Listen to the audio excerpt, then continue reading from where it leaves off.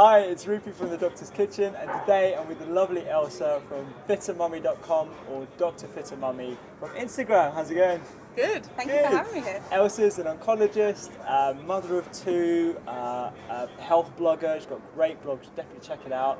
And into fitness, and you're juggling your job. Like how? I saw the first question everyone asked me, how do you wear all that many hats? I have help. You have help, okay, yeah. I have an au pair that lives with me, and that helps tremendously. And I only work part-time, so I have got time to do my other side projects and to be an active mummy and to do all the other things. Yeah. So tell us a bit about yourself, how you started your blog, when you started your blog. I would have considered myself an average mum of one, and then when I got pregnant the second time round, something clicked, and I was like, I need to get back in my pre-pregnancy genes, I want to be healthier, and I just started with that goal initially. And the more I learnt as I started getting fitter, and the more I learnt about fitness and health, the more I realised that the things I was learning would apply very much to my work life as well. Tweaking a few things, making a few changes made me feel so much better. And I thought, well, I kind of want to share what I'm learning as I kind of go along my journey and spread the word. That's so interesting, because I think that's how a lot of us who are in this health and wellness industry started out. We felt better, we feel motivated, and then we started talking about it to our patients and doing a bit of research. But I suppose as a fellow doctor, we're sort of like towing the line, aren't we, between giving good advice and not doing any harm. And that's something that we have to balance on a daily basis. Like, how do you deal with that? As we've discussed before, our general nutrition training at medical school is pretty poor. We mostly learnt about modes of getting in nutrition when people are struggling to eat, so things like TPN, which is the intravenous nutrition. Certainly all the science that's been coming out in the last 10 years since I qualified, I mean, to me it's a game changer, and I would hope that medical students are now being taught about it, although I understand perhaps they're not. It's really important because, learning about total parenteral nutrition, learning about peg feeding gastronomies is an integral part, and I think people potentially lose perspective of what we're actually taught as medical students. It's beyond just the nuts and bolts of monosaccharides and sugars, but I do welcome the challenge of actually increasing sort of the nutrition knowledge that we've had to get ourselves from the internet, from papers, from talking to other health bloggers. I wouldn't feel comfortable advising patients really on nutrition. What I would do is I would work in conjunction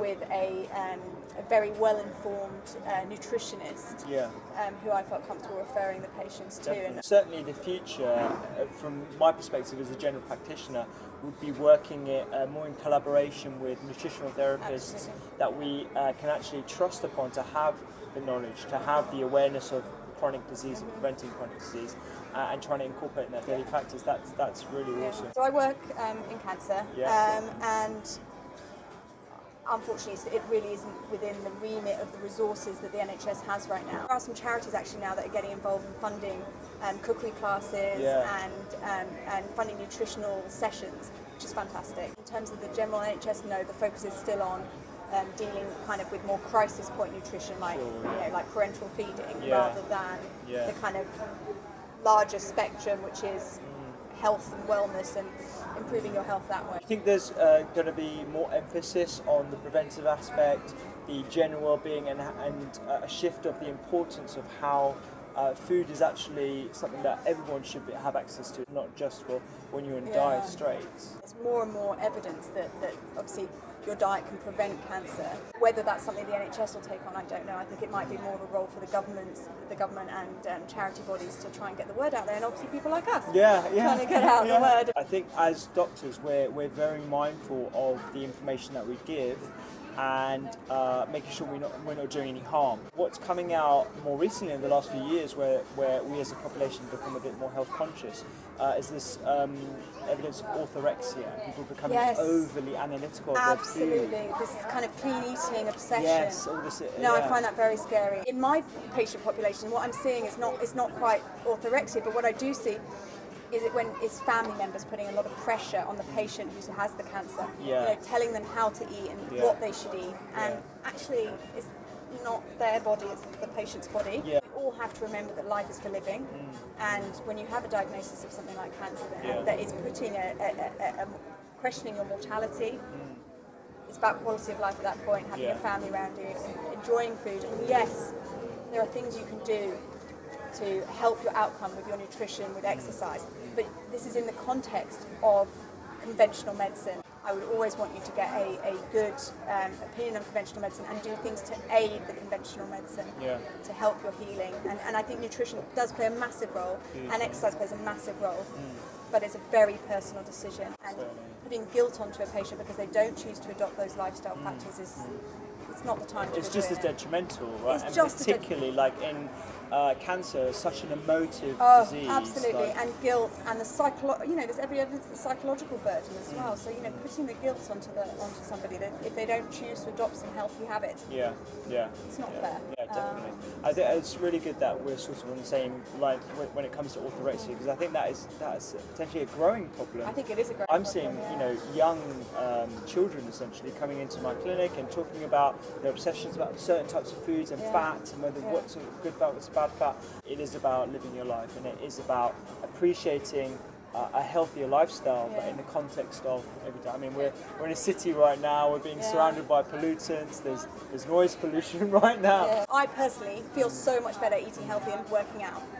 But that's my personal decision. Yeah. Okay, and it might not hopefully be I'll have a ripple effect onto my children and my husband and other people through my blog and my Instagram channel. That's what I'm hoping to have a ripple effect. Yeah. But I would never force it onto anyone. Yeah. It's quite interesting actually, because I think the reason why we both started our blogs is to have that sort of ripple effect on our patients. And if you're motivated to do it yourself, you're more motivated to tell your patients about it 100%. and motivate them, and like, oh look, my doctor's doing this, they found some benefits. I think if you have done it yourself, you feel confident. Like, I know how I've managed to tweak my diet, so I feel more confident advising people like this is how I did it. This is what I've done, and I feel more confident giving advice. If you haven't been through it yourself, because we weren't taught about it in medical school. I'm not going to stand there and preach to you to cut out all dairy. It's not. But I will tell you that actually I've lowered my dairy intake, as has my husband, and we both feel much better for it. When you have children, it does make you suddenly, I guess, question your own mortality, and you want to be there for your children's children, your grandparent. Shifted from me just wanting to get into my pre-pregnancy genes and lose a bit of weight to, hey, I want to be healthier. I wanted to live into my 80s and 90s and be well. We've got a diabesity explosion in this country of kids that are overweight and diabetic, and we all need to take part in that and to trying to reduce those things and change these kids' lives now and get it ingrained into them what is a healthy diet and healthy eating, and hopefully they'll carry that on through their lifetime. Definitely. We were talking earlier about how the cancer rate, cancer incidence now has gone even higher. So I thought it was 1 in 3, and actually it's probably going to be 1 in 2 for our generation. Part of that is just because we are living longer, and cancer is a disease of aging. What's your impression of the studies that look at food and medicine, and in particular food and cancer? And how do you think that might change going forward? It's a tricky question, because historically, I can rephrase it if you want. No. Studies have been fairly poorly conducted, because it's a very difficult thing to tease out the relationship between food and cancer. We eat such varied diets, and there are so many factors involved. If you just think about the confounding factors in that, generally somebody who drinks heavily and smokes heavily probably doesn't eat that many vegetables. Not to mention the fact that a lot of these studies rely on patient self-reporting, so filling in diary cards of what they've eaten, and notoriously those produce poor data, because people are either trying to please the people running the study and report more vegetables, or they try to write down whatever they think will please the people doing the study. 2 large studies, I think, in nutrition and cancer that a lot of people refer to, and that was Dean Ornish's studies and also Colin Campbell's studies. So Dean Ornish did a study, I think, of 93 patients with very low grade prostate cancer, and he randomized them either to receive his bundle of lifestyle changes or to not receive his bundle of lifestyle changes. And his lifestyle changes were a vegan diet, but with including vegan protein powder, light exercise, which was 30 minutes of walking 6 times a week, meditation and some other relaxation daily, and some supplements, which were, I think, vitamin E, selenium, fish oils, the normal things we hear about. They showed an amazing difference with those lifestyle changes. In the group that received them, there was a lot lower incidence of their cancer progressing, and it did even relate to PSA, which is the test that we use to monitor prostate cancer. That was very interesting and puts a big kind of plus next to plant-based whole foods eating. Yeah. Then along came a different study, was by Colin Campbell, and this was a very, very large study in the Chinese population. And what he concluded was that eating animal protein was linked to higher rates of cancer. So he again proposed a vegan diet. I have more problems with the China study than I do with Dean Ornish's study. Okay. With the China study, I worry that there's actually he had a bit of a confounding bias in the way he interpreted it. What I would suggest is that you read these and you make up your own conclusions. My personal conclusion from the China study is that really if you're comparing a Chinese whole foods diet to an American processed diet, sure, yeah. the Chinese diet's going to win out every time. Yeah. My personal belief as a meat eater is that the best diet is one that is based on whole foods, plant-based, with a little bit of added animal protein. So I'm going to put you in a little bit of a spot. What sort of things might you want to do to prevent progression or prevent you from ever getting cancer in the first place? There's a lot of good evidence behind exercise and fitness. There's a lot of links between keeping your body fit, not losing any kind of muscle tone during treatment, post-treatment to try and get your strength back after treatment, and that's been linked to lower rates of the cancer returning. You've got a fitness tracker, haven't you? Yeah, I wear a Fitbit. Really? I love my Fitbit. Does it affect, like... Yeah, because I'm competitive. I'm like every other doctor out there, I am massively A-type proper person. A-type, yeah. I've stayed away from that because I think it would get a bit too much. Yeah. I mean, how many steps have you done? How many steps? Yeah. When you're going through cancer treatments, a lot of them are very constipating. So simple things like switching it up and having a high-fibre diet. And high fibre has been linked to low cancer. High fibre has been linked to low cancer rates. One, it bulks out your stools, so you go more frequently and your stools are larger, so there's less time for any toxins to be in contact with your gut wall. Secondly, a high fibre diet, the fibre feeds the good bacteria in your gut, and the good bacteria secrete butyrate, which has been shown in lab studies on cells to decrease cancer growth rates. Plenty of hydration. You do get quite dehydrated often during treatment. Focus on nutrition, but nutrition in a whole base as opposed to being... I think some of these extreme diets that you can find around cancer are not necessarily helpful. You've got to focus on living your life and quality of life. And obviously food is part of our social existence. It makes us very happy, and I wouldn't want people to exclude food groups just for the thought that it might potentially help. I don't think there's strong enough evidence to make us do that at this point, to make extreme rash judgments. I think if you are known to have a gluten intolerance or a dairy intolerance, then yes, you should cut out those food groups because they're causing inflammation in your gut, which could be a pro-cancer effect. If you personally had cancer, let's say, because I know what I would do, I'd probably adopt the Ornish diet to all measures, but with some added saturated fats of good quality. What would you do? Would you still have dairy and wheat and personally, protein? I try and eat a lower dairy diet. I don't exclude anything because I'm a mum. I have 2 kids. My life is too busy. So I kind of go on the principle that if I've got almond milk in, I'll have almond milk. But if I'm at someone else's house, I'm just going to have normal milk in my tea. I'm not going to let it run my life. I'm not going to exclude anything. I think you're right. I think that's the best evidence we have for a diet during cancer. One thing I want to be clear on is that there are a lot of charlatans out there, especially on the internet, and selling pills that are the cure-all and the magic bullet. And actually high-dose supplements have been linked with worse outcomes. And I think it's important to realise that you can get all the nutrients you need if you eat a wide variety of whole foods that are plant-based, like eat the rainbow. Eat everything, and you will get enough of the nutrients. And really the things you need to be supplementing are specific to you. And if you're worried about that, seeing a formally trained nutritionist who can analyse your vitamin D levels to check if you're low and correct them appropriately is much more appropriate than just going into Holland & Barrett and buying all the supplements and just taking everything. Yeah, we totally appreciate that from a doctor being told that a whole range of nutrient-dense, colourful, plant-based foods would be beneficial preventing and even helping with treatment as well. There's a lot less evidence about what to give when patients are in treatment and going. All the evidence, all the studies have been done in prevention, but you have to assume that the logic carries through, that it would also help in recurrences and everything else. that would be where the logic would go. Yeah, definitely. What's your take on superfoods? On superfoods, yeah. My take on superfoods are that it is 50% marketing hype and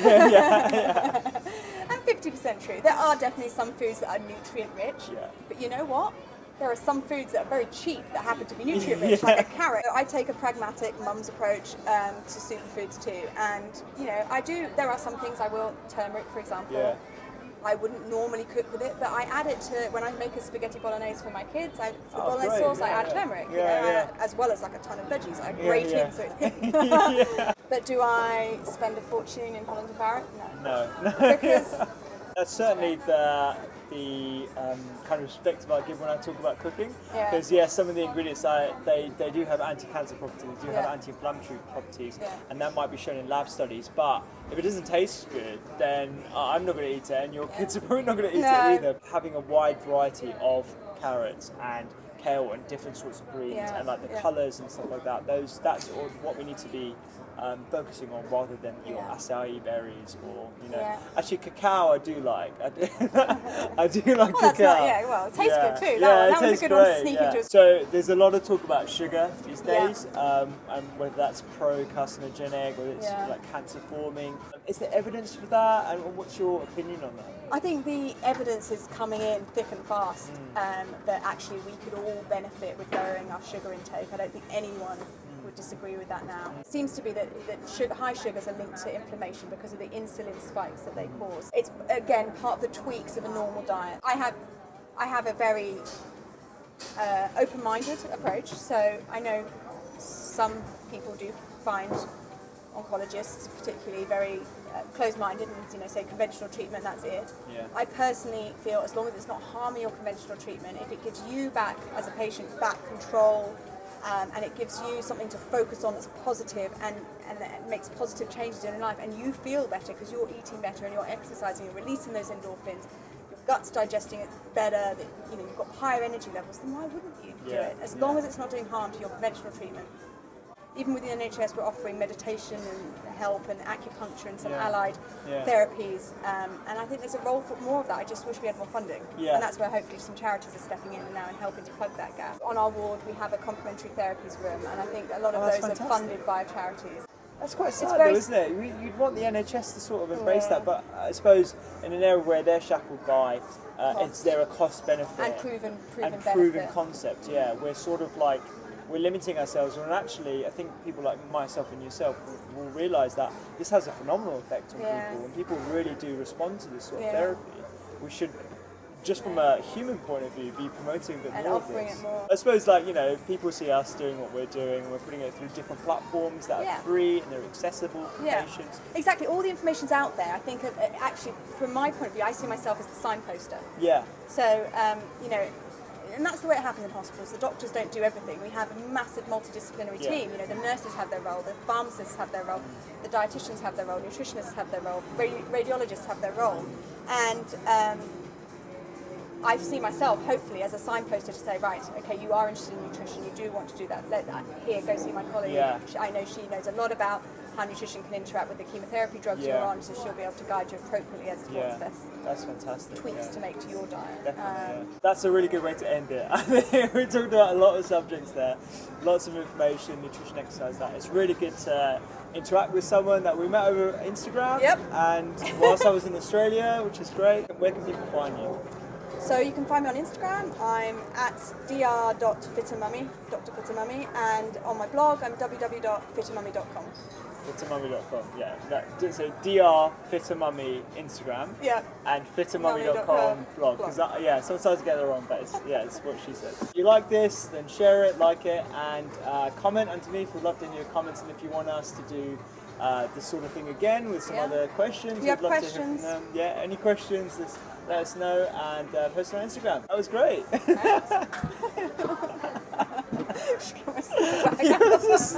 Like you really don't get some alcohol gel on there. Apologies for Ailsa, she's a bit snotty at the moment. She's got 2 kids, they're giving viruses to her. She's actually very healthy otherwise. She never gets colds. Doctor's Kitchen. Good vibes, good food, good time.